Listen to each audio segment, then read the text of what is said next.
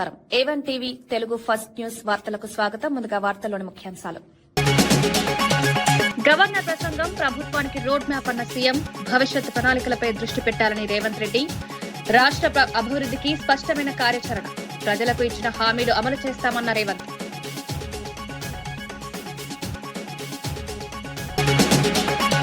అమరజీవి త్యాగాన్ని ప్రతి ఆంధ్రుడు గుర్తుపెట్టుకోవాలన్న పవన్. జల్ జీవన్ మిషన్ కు అమరజీవి జలధార పేరు. రాష్ట్ర అభివృద్ధికి మహనీయుల త్యాగం స్ఫూర్తి. యువత త్యాగ స్ఫూర్తిని ఆదర్శంగా తీసుకోవాలని పిలుపు.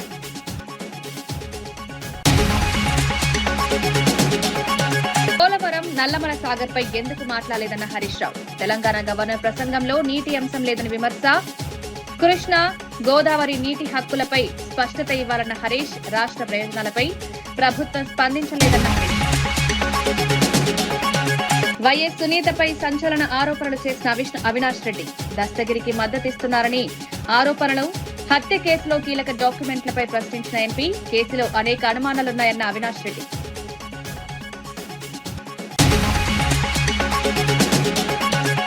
అసెంబ్లీ బడ్జెట్ సమావేశాలు 20 రోజులు జరపాలన్న డిమాండ్. ప్రజల సమస్యలపై సభలో చర్చ జరగాలన్న మహేశ్వర్ రెడ్డి. బడ్జెట్ ఆమోదానికే సభ నడపొద్దన్న ఎమ్మెల్యే. గవర్నర్ ప్రసంగంలో స్పష్టత లేదన్న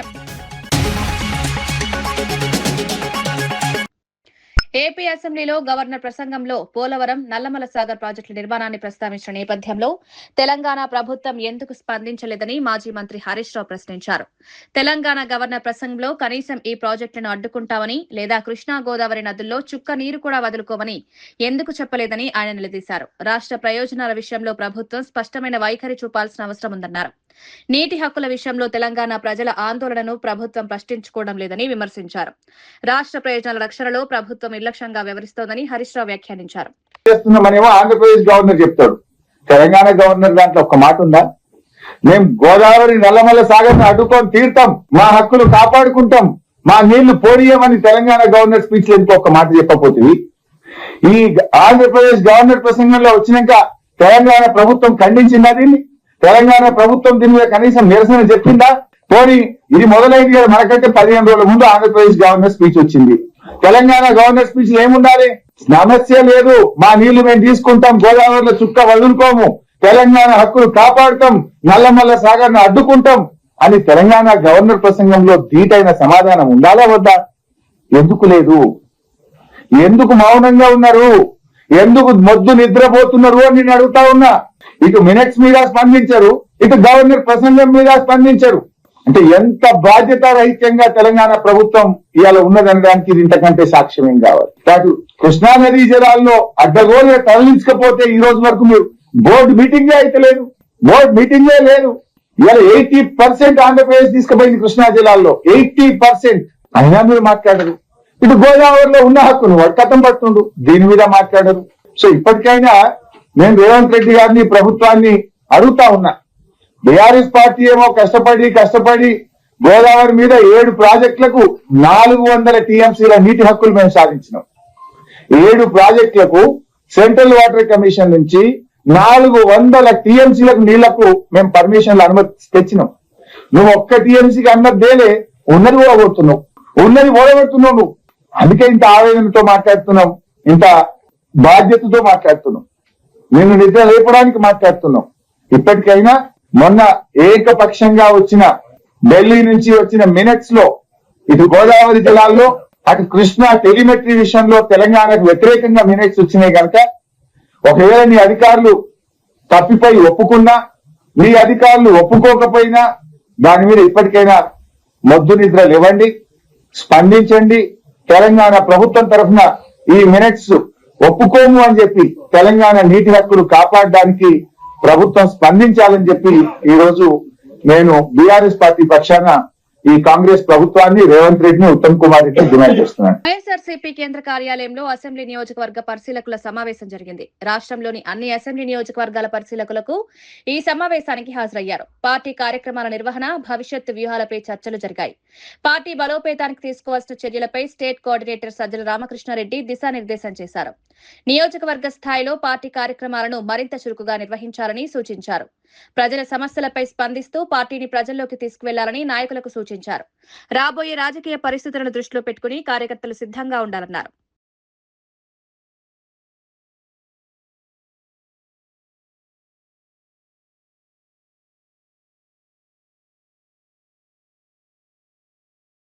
ఆంధ్రప్రదేశ్ గడ్డపై నీరు తాగిన ప్రతి ఒక్కరూ అమరజీవి త్యాగాన్ని గుర్తు చేసుకోవాలని డిప్యూటీ సీఎం పవన్ కళ్యాణ్ అన్నారు. ప్రతి ఆంధ్రుడు ఆయన చేసిన త్యాగాన్ని స్మరించుకోవాల్సిన బాధ్యత ఉందన్నారు. ఆ ఉద్దేశంతోనే జల్ జీవన్ మిషన్ కు అమరజీవి జలధార అని పేరు పెట్టామన్నారు. రాష్ట్ర అభివృద్ధి కోసం ప్రాణత్యాగం చేసిన మహనీయులను ఎప్పటికీ మరవకూడదన్నారు. వారి త్యాగం వల్లే ఈ రాష్ట్రం ఏర్పడిందని గుర్తు చేశారు. యువత కూడా వారి త్యాగ స్ఫూర్తిని ఆదర్శంగా తీసుకోవాలని పవన్ కళ్యాణ్ సూచించారు. 55 లీటర్ల స్వచ్ఛమైన తాగునీరు అందించాలన్న గౌరవ ప్రధాని శ్రీ నరేంద్ర మోదీ గారి స్ఫూర్తితో రాష్ట్రంలో కూడా ఈ పథకాన్ని పగడ్బందీగా అమలు చేస్తున్నాం. ఆయన మన పొట్టి శ్రీరాములు గారి ఆత్మ బలిదానంతో ఏర్పడిన ఆంధ్రప్రదేశ్ గడ్డపై నీరు తాగిన ప్రతిసారి ప్రతి ఒక్కరూ అమరజీవి త్యాగాన్ని గుర్తు చేసుకోవాలి. ప్రతి ఆంధ్రుడు ఆయన త్యాగాన్ని స్మరించుకోవాలి. ఆ ఉద్దేశంతో ఆయన వారి పేరు పెట్టడం జరిగింది జల్ జీవన్ మిషన్కి. లిక్కర్ అమ్మకాల వివరాలను వెల్లడించాలని మాజీ మంత్రి పేర్ని నాని ఎక్సైజ్ శాఖ అధికారులను డిమాండ్ చేశారు. ఈ విషయంలో తాను లేఖ రాసి 4 నెలలవుతున్నా ఇప్పటి వరకు సమాధానం రాలేదన్నారు. రాష్ట్రంలో లిక్కర్ అమ్మకాలు ఎంత జరుగుతున్నాయో ప్రజలకు చెప్పడానికి ఎవరికీ ధైర్యం లేదని విమర్శించారు. ఎక్సైజ్ శాఖ అధికారులకు సిగ్గులేదని ప్రశ్నించారు. మంత్రి కూడా ఈ విషయంపై స్పందించడం లేదని మండిపడ్డారు. ప్రజలకు నిజమైన సమాచారం ఇవ్వాల్సిన బాధ్యత ప్రభుత్వంపై ఉందని పేర్కొన్నారు. కొల్లు రవీంద్ర అసెంబ్లీ ఎక్కడైతే ఎమ్మెల్యేగా ఉన్నారో ఆ ఎమ్మెల్యేగా ఉన్న నియోజకవర్గంలోనే సారా వ్యాపారస్తులు బరితెగిస్తుంటే దానికి ఎక్సైజ్ మంత్రి వత్తాసు పలుకుతుంటే ఇక కంచే చేయని వేసిన చందాన ఇలా బరితెగింపు చూడాల్సిన పరిస్థితులు ఉన్నాయి. మైకులు పట్టుకుంటే మీటింగ్లు మాత్రం మాటలు హోటల్ దాడతాయి. ప్రజల కోసం నిద్రాహారాలమని పనిచేస్తున్నట్టు వాళ్ళ ప్రాణాలు సైతం పణంగా పెడుతున్నామంటారు. కానీ ఇక్కడ చూస్తే కాసుల కక్కుర్తి కోసం లిక్కర్ మాఫియా అవినీతి సొమ్ములో మొత్తులో మునిగితేతున్నటువంటి మంత్రి డిపార్ట్మెంట్. బందర్లో engineering college, Vijayawada west MLA గారి తండ్రి పేరు మీద ఉన్నటువంటి ఇంజనీరింగ్ కాలేజ్ ఎదురుగుండా అతి సమీపంలో ఆరు బయట పొలాల మధ్య స్థలంలో బారు పెట్టడం, శామ్యానాల కింద బారు పెట్టడం, చిత్ర విచిత్రాలు. కొల్లు రవీంద్ర ఎలుబడిలో అతని శాఖలో చిత్ర విచిత్రాలు చూడండి. ఒక ఇంజనీరింగ్ కాలేజ్, ఒక బీజేపీ ఎమ్మెల్యే తండ్రి పేరు మీద ఉన్నటువంటి ఇంజనీరింగ్ కాలేజీకి ఎదురుగుండా అతి సమీపంలో శామ్యానాల్లో బారు పెట్టడం. బారు అంటే ఎక్కడ ఉండాలి? పర్మనెంట్ స్ట్రక్చర్ ఉండాలి, బిల్డింగ్ ఉండాలి, లేదా పర్మనెంట్ ఒక షెడ్ ఉండాలి, చుట్టూ గోడలు ఉండాలి, తలుపు ఉండాలి, మదుగు ఉండాలి, లోపల తాగాలి, ప్రజలకు కనపడకూడదు. కానీ ఆరు బయట పిక్నిక్ పార్టీ లాగా మరి స్టేట్ హైవే ఆనుకుని ఇవాళ శామ్యానాలో పందేళ్లలో పాత కంటైనర్ రోడ్డు తెచ్చి దాంట్లో సరుకు పెట్టి విచ్చలవిడిగా మద్యం అమ్మిస్తుంటే పాపం నోరు వాయాలని గంగాధర్ అనే ఒకడిని, ఒక డమ్మీని ఎక్సైజ్ సూపరింటెండెంట్గా పెట్టుకుని, భార్గవ్ అనే ఒక ఏఈఎస్ని ఏజెంట్గా పెట్టుకుని కొల్లు రవీంద్ర అడ్డగోలుగా దోచుకున్నటువంటి పరిస్థితులు. ఎక్సైజ్ మంత్రి ఇలాకాలోనే బారుల్లో సిగ్గుపడ్డ కొల్లు రవీంద్ర, నేను ఛాలెంజ్ చేశాను, నీ బారుల్లో ఎంతెంత ఉన్నాయో బహిరంగంగా ప్రకటించవయ్యా. సేల్స్ ఎంత ఉన్నాయి, ఏ బారులో ఏ నెలలో ఇచ్చిన కాడి నుంచి సేల్స్ ఎంత చెప్పే దమ్ము లేదు ఇంతవరకు. ప్రతి బారులో కూడా అయితే కల్తీ మద్యం, సొంత తయారీ మద్యం, పరాయి రాష్ట్రాల మద్యం, లేదా బ్రాందీ షాపుల్లోంచి మద్యం తెచ్చి అమ్మటం, ఈ విచ్చలవిడిగా జరుగుతుందని చెప్తే మంత్రికి చీమ కుట్టినట్లేదు. ఎందుకంటే మంత్రి కనుసనల్లోనే నెల మా ఊళ్ళు వస్తున్నాయి కాబట్టి మంత్రి మాట్లాడడం, ఒలకట్టు పలకడం. ఎక్సైజ్ కమిషనర్కి ఏమైంది? ఏం పోయే కాలం డిపార్ట్మెంట్కి? నేను సమాచార హక్కు చట్టం కింద కాగితం పెట్టా, ఎన్నాళ్ళయింది? 4 నెలలు 5 నెలలు అయింది.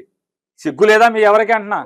సమాధానం చెప్పాక సిగ్గు లేదా అంటున్నా? చెప్పకుండా పుడుకుంటాకి మా ఊళ్ళో మత్తులో నిద్రపోతున్నారా మీరందరూ? ఇవాళ బందర్లో బరి తెగించి ఒక ఇంజనీరింగ్ కాలేజీ ఎదురుగుండా శామ్యానాల్లో బహిరంగంగా బారు పెట్టి మందు పోస్తుంటే పట్టించుకోడు ఎవడు? భార్గవ్ అని ఏఈఎస్ అంట, ఈఎస్ గంగాధరం డమ్మింగ్ చేసి ఆ భార్గవ్ అనేవాడు చెప్తా అంట. ఎందుకే ఆ పాపం వ్యాపారం చేసుకుంటున్నారు? సిగ్గు లేదా భార్గవ్ ఈ మాట మాట్లాడటానికి? సిగ్గు శరం అన్నం తింటలేదా? కొల్లు రవీంద్ర దగ్గర ఏం తాగుతున్నావు నువ్వు? తప్పు కదా ఇది. ఒక ఉద్యోగస్తుడు అయ్యిండి ఈ రకంగా విచ్చలవిడిగా నీ పిల్లలు పోతే పర్లేదా? నీ పిల్లలు ఏం చదువుతున్నారు? రాష్ట్రంలో రెడ్ బుక్ రాజ్యాంగం కొనసాగుతోందని మాజీ మంత్రి పెద్దిరెడ్డి రామచంద్రారెడ్డి ఆరోపించారు. కూటమి ప్రభుత్వం అమల్లోకి వచ్చిన తర్వాత వందలాది మంది వైఎస్ఆర్సీపీ నేతలు కార్యకర్తలపై అక్రమ కేసులు నమోదు చేస్తున్నారన్నారు. మాజీ ఎమ్మెల్యే పిన్నెల్లి రామకృష్ణారెడ్డిని కూడా అక్రమ కేసులతో 96 రోజులుగా నిర్బంధించారని తెలిపారు. జైల్లో సరైన వసతులు కూడా కల్పించకుండా ఇబ్బందులకు గురి చేస్తున్నారని విమర్శించారు. రాజకీయ కక్ష సాధింపుతో ఈ చర్యలు జరుగుతున్నాయని పెద్దిరెడ్డి ఆరోపించారు. ప్రజాస్వామ్యాన్ని కాపాడాల్సిన ప్రభుత్వం ప్రతిపక్ష నేతలను లక్ష్యంగా చేసుకుంటుందని పేర్కొన్నారు. రామకృష్ణారెడ్డి గారిని చూస్తా ఉన్నామంటే ఇది రెండోసారి. అంతకుముందు ఒక మర్డర్ కేసు అన్నారు, అప్పుడు బెయిల్ వచ్చి బయట వచ్చారు. మరి మొన్న జరిగిన దీంట్లో ఇద్దరు కూడా చనిపోయిన అతను, చంపిన వాళ్ళు అందరూ కూడా తెలుగుదేశం పార్టీ వారే. వాళ్ళందరూ కూడా ప్రత్యర్థులే రామకృష్ణారెడ్డి గారికి. మరి అలాంటి వారందరూ కూడా చనిపోయిన అతని మీద, చంపిన వాళ్ళ మీద కేసు పెట్టి అరెస్ట్ చేయాల్సిన పోనిచ్చి దాంట్లో కూడా రామకృష్ణారెడ్డి గారిని ముద్దాయిగా చేశారు, వాళ్ళ తమ్ముడిని ఇద్దరిని కూడా. అంతకుముందు ఇన్సిడెంట్ జరిగిన వెంటనే అప్పుడు శ్రీనివాసరావు అని ఎస్పీ ఉన్నాడు, ఎస్పీ గారే చెప్పారు ఇది తెలుగుదేశం పార్టీ వారే ఒకరినొకరు చేసి వాళ్ళు కారుతో గుద్ది చంపేశారు అని చెప్పారు. అప్పుడిప్పుడు కూడా ఈయన ప్రస్తావన కానీ వాళ్ళ తమ్ముడి ప్రస్తావన కానీ రాలేదు. మరి ఈరోజు అక్రమంగా అరెస్ట్ చేసి 96 రోజులు అవుతాం, ఛార్జ్ షీట్ కూడా వేసేశారు. మరి ఇంకా కూడా బెయిల్ రాకుండా అనేక రకాల ఇబ్బందులు గురి చేస్తూ ఉన్నారు ప్రభుత్వం తరఫున ఉన్న గవర్నమెంట్ లీడర్లు కానీ, గవర్నమెంట్ అడ్వకేట్ జనరల్ కానీ అందరూ కూడా. మరి ఇంత దురదృష్టకరంగా ఒక సీనియర్ శాసనసభ్యుడిని అక్రమంగా అరెస్ట్ చేసేదే కాకుండా ఛార్జ్ షీట్ వేసిన తర్వాత 90 రోజుల తర్వాత బెయిల్ ఇవ్వాల్సింది పోనిచ్చి 96 రోజులు అయితే కూడా ఈ రోజు వరకు కూడా ఆయన్ను అక్రమంగా నిర్బంధించారు. ఆరోగ్యం కూడా ఆయనకు బాగా క్షీణించింది. దాదాపు షుగర్ లెవెల్స్ అన్ని ఎక్కువైపోయి 9 కేజీలు మనిషి తగ్గిపోవడం జరిగింది. మరి ఈ విధంగా అక్కడ సరైన ఫుడ్ ఇవన్నీ కూడా అందించలేక ఆరోగ్యం కూడా క్షీణించింది. మరి ఇలాంటి పరిస్థితుల్లో వారికి మద్దతుగా మేము ఈరోజు వచ్చి కలవడం జరిగింది. నేను తప్పకుండా ఇది ఒక దుశ్చర్యగా నేను చెప్తా ఉన్నాను. దీనికి తగిన ప్రతిఫలం చంద్రబాబు కానీ వాళ్ళ కుమారుడు కానీ అనుభవించక తప్పదని చెప్పి నేను కరాఖండిగా తెలియజేస్తా ఉన్నాను.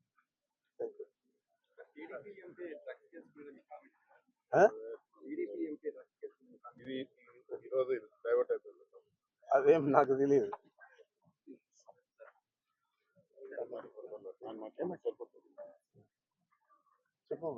రూరల్ నియోజకవర్గంలో భారీగా అభివృద్ధి పనులు జరుగుతున్నాయని ఎమ్మెల్యే కోటంరెడ్డి శ్రీధర్ రెడ్డి తెలిపారు.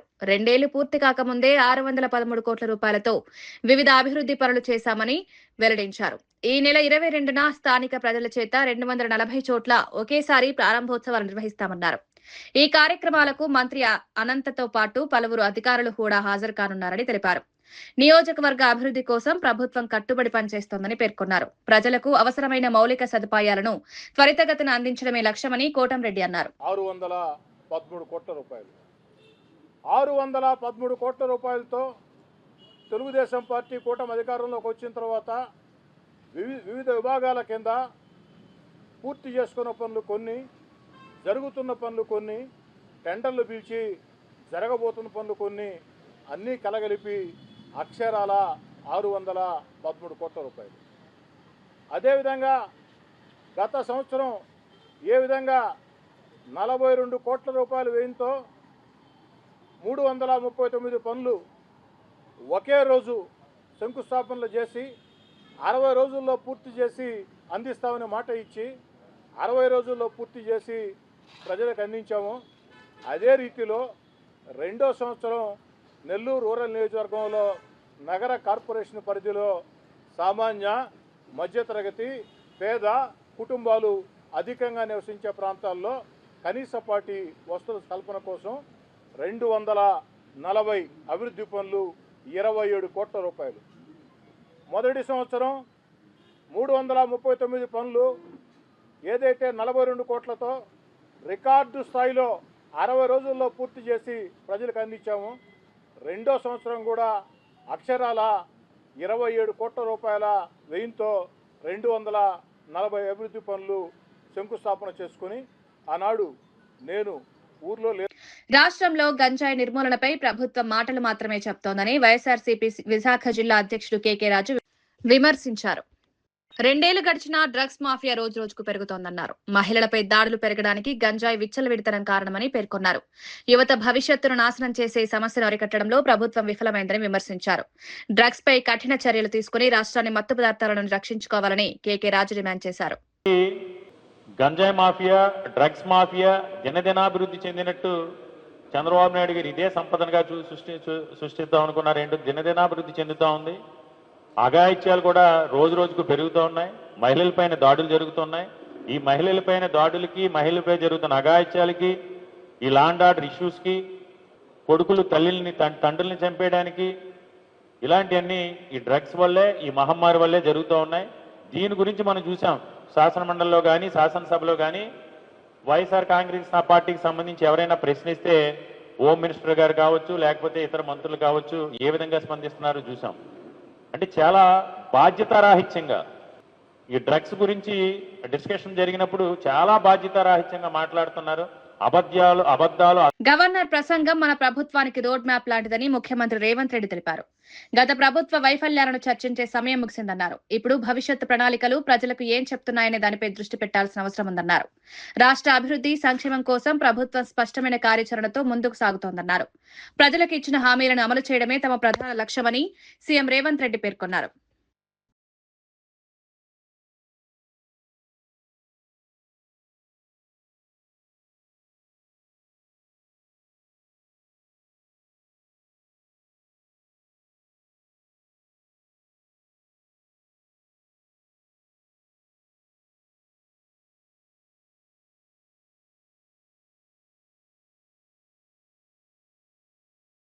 బ్రాహ్మణులపై తాను ఎలాంటి వ్యాఖ్యలు చేయలేదని ఎమ్మెల్యే మందుల సామిలు తెలిపారు. తన మాటల వల్ల ఎవరైనా బాధపడితే ఆ పదాలను వెనక్కి తీసుకుంటానని చెప్పారు.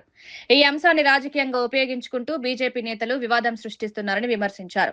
తెలంగాణ ఉద్యమ సమయంలో బ్రాహ్మణులను కలుపుకుని పోరాడిన వ్యక్తిని తానేనని పేర్కొన్నారు. సమాజంలో విభేదాలు సృష్టించాలనే ఉద్దేశం తనకు లేదన్నారు. ఈ అంశాన్ని ఇక్కడితో ముగించాలనుకుంటున్నారని మందుల సామిలు తెలిపారు. పదం ఏమన్నా బాధ కనిపిస్తే నేను లోపల తీసుకుంటున్నా. కనుక మీ పట్ల కానీ, మీ వ్యవస్థ పట్ల కానీ, మీ సంస్కృతి పట్ల కానీ నాకు అమితమైన గౌరవం ఉన్నది. ఆ గౌరవాన్ని నేను ఈనానే కాదు, ఏనాటి నుంచి నేను సమాజంలో ఉన్నాను కాబట్టి గౌరవిస్తా. నేను ఇప్పటికి గౌరవిస్తా, ఎప్పుడు గౌరవిస్తా. ఎందుకంటే నన్ను ఈ వర్గాల్లో ఉన్న బ్రాహ్మణులు కూడా, ఈ నియోజకవర్గంలో ఉన్న బ్రాహ్మణులు కూడా నన్ను చాలా గౌరవిస్తారు. నేను వాళ్ళని గౌరవిస్తా. నా ఇంట వారు, నాకు వాళ్ళ దీవెన ఉంది. కానీ సమాజానికి, బ్రాహ్మణ సమాజానికి ఒకవేళ మీరు ఏమైనా బాధపడితే నేను చాలా విచారణ వ్యక్తం చేస్తున్నా, వాపసు తీసుకుంటున్నా నేను. కనుక మీ అందరూ కూడా విజ్ఞప్తి చేస్తున్నాను నేను. అదే క్రమంలో దీన్ని అడ్డం పెట్టుకొని బీజేపీ వాళ్ళు మీ మధ్యలో మా మధ్యలో గ్యాప్ పెంచడానికి ప్రయత్నం చేస్తూ ఉన్నారు. కనుక దీన్ని గమనించాలని ప్రజానీకాన్ని విజ్ఞప్తి చేస్తాం. తెలంగాణ అసెంబ్లీ బడ్జెట్ సమావేశాలను కనీసం 20 రోజులు నిర్వహించాలని ఎమ్మెల్యే ఏలేటి మహేశ్వర్ రెడ్డి డిమాండ్ చేశారు. ప్రభుత్వం కేవలం బడ్జెట్ ఆమోదం కోసం మాత్రమే సభను నడపాలని చూస్తోందని విమర్శించారు. పేదల సమస్యలు, ప్రజల సమస్యలపై సభలో విస్తృతంగా చర్చ జరగాల్సిన అవసరం ఉందన్నారు. గవర్నర్ ప్రసంగంలో కూడా స్పష్టమైన విషయాలు కనిపించలేదని వ్యాఖ్యానించారు. ప్రజల సమస్యలను పరిష్కరించే దిశగా ప్రభుత్వం ముందుకు రావాలని సూచించారు.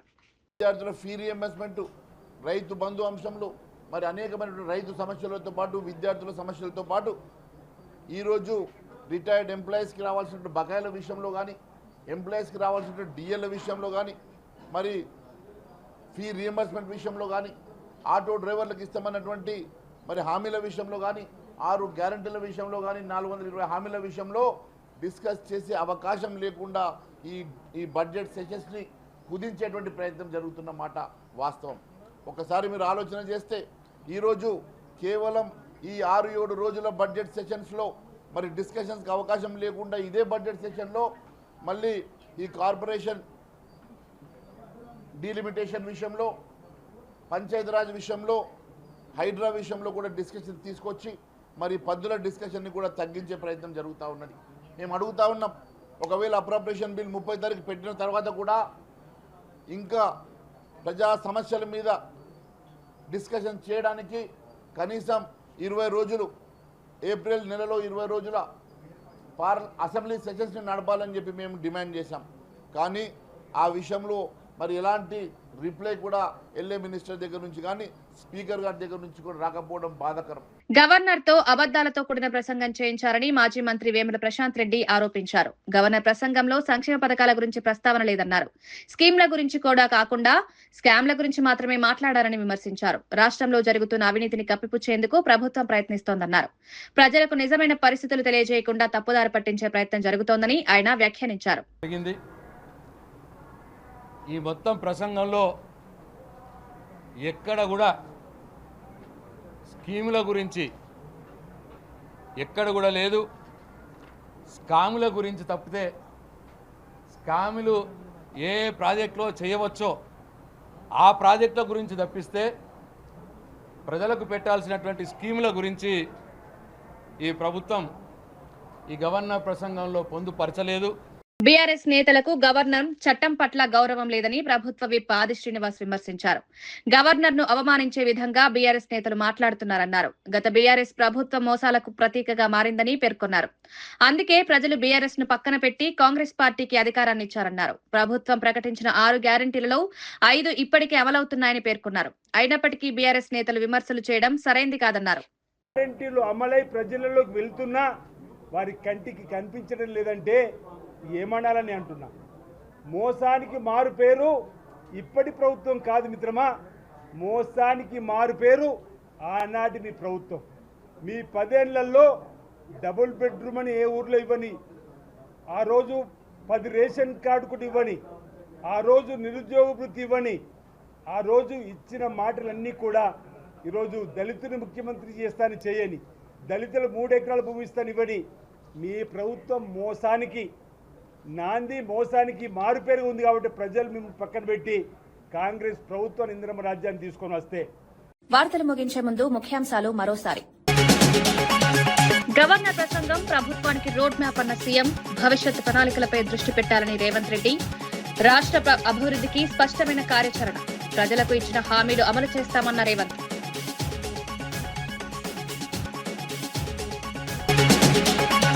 అమరజీవి త్యాగాన్ని ప్రతి ఆంధ్రుడు గుర్తుపెట్టుకోవాలన్న పవన్. జల్ జీవన్ మిషన్ కు అమరజీవి జలధార పేరు. రాష్ట్ర అభివృద్ధికి మహనీయుల త్యాగం స్ఫూర్తి, యువత త్యాగ స్ఫూర్తిని ఆదర్శంగా తీసుకోవాలని పిలుపు.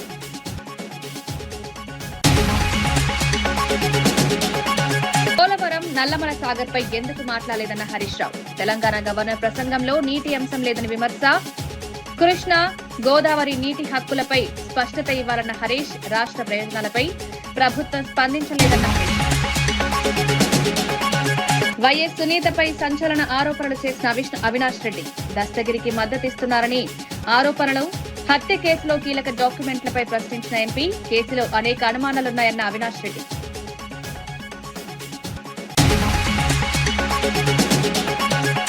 అసెంబ్లీ బడ్జెట్ సమావేశాలు 20 రోజులు జరపాలన్న డిమాండ్. ప్రజల సమస్యలపై సభలో చర్చ జరగాలన్న మహేశ్వర్ రెడ్డి. బడ్జెట్ ఆమోదానికే సభ నడపొద్దన్న ఎమ్మెల్యే. గవర్నర్ ప్రసంగంలో స్పష్టత లేదన్న. ఇవి ఈనాటి వార్తా విశేషాలు. మరో బులెటిన్లో మళ్ళీ కలుద్దాం. నమస్కారం.